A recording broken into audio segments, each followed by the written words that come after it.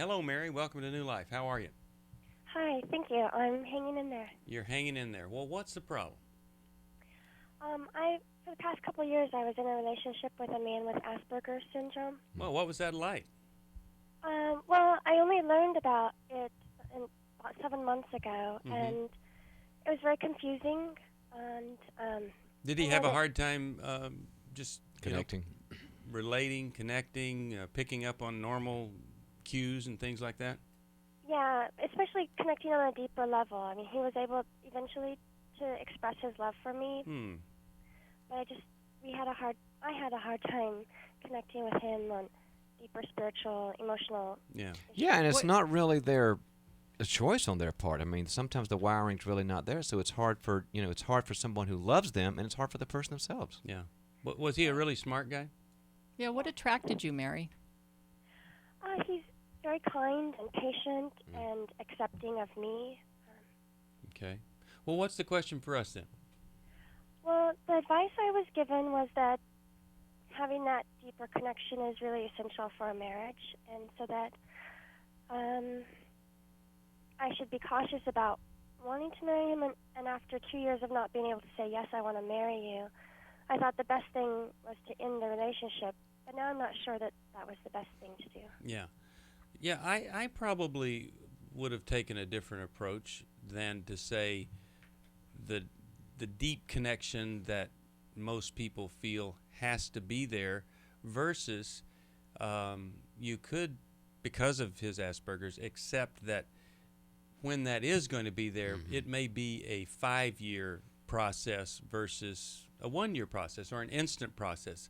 I think, well, just having some good friends of mine where he has Asperger's, and I think they've got a really remarkable relationship. I've seen it work, but there is this acceptance that, well, this isn't going to be the typical kind of relationship that other people experience. John, Jill, what do you guys think? Yeah, I was going to ask, why are you now questioning that, Mary? You said like now I'm kind of ambivalent.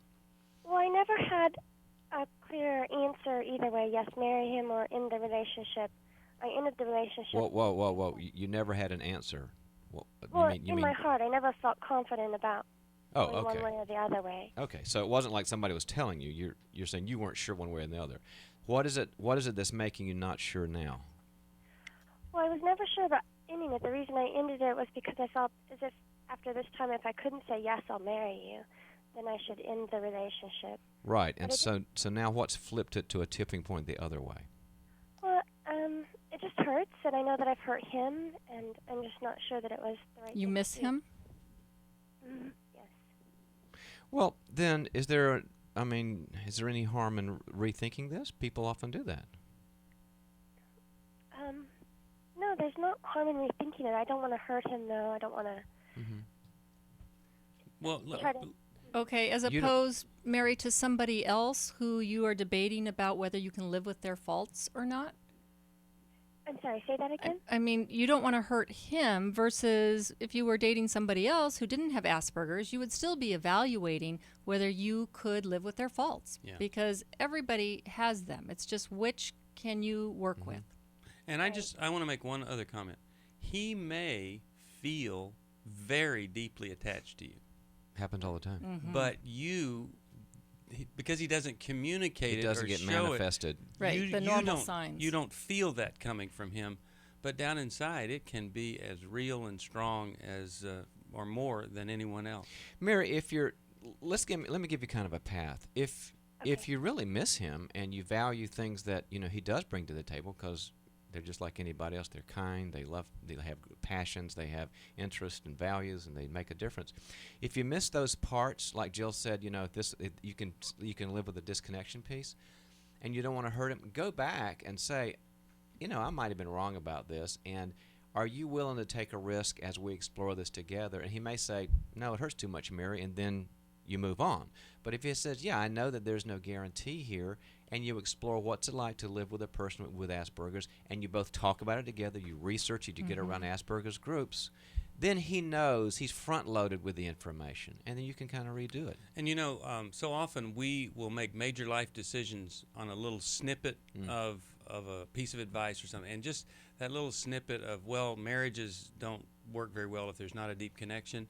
Well, yeah, that's true, but in your case, I wouldn't be making major decisions based on whether or not I feel like he is deeply connected to me. Hmm.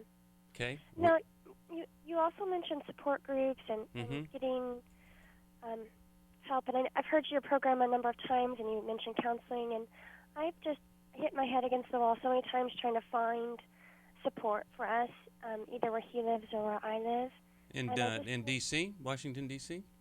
Right, Washington, D.C. or New York. He's in New York, near New Well, York City. just stay on the line. We know a million people, and it's a well-established syndrome. There's a lot of research about it. Right. So Right. stay on the line. And another thing with people with Asperger's, they are usually so bright, they can learn. And Absolutely. sometimes, when they're young, they get sent to social skills groups. So you can teach him, along the way, how you want to be responded to. Yeah. Steve, I like what you said about the one piece, making a decision in one piece. I think about people who have married somebody because of good hair and good teeth.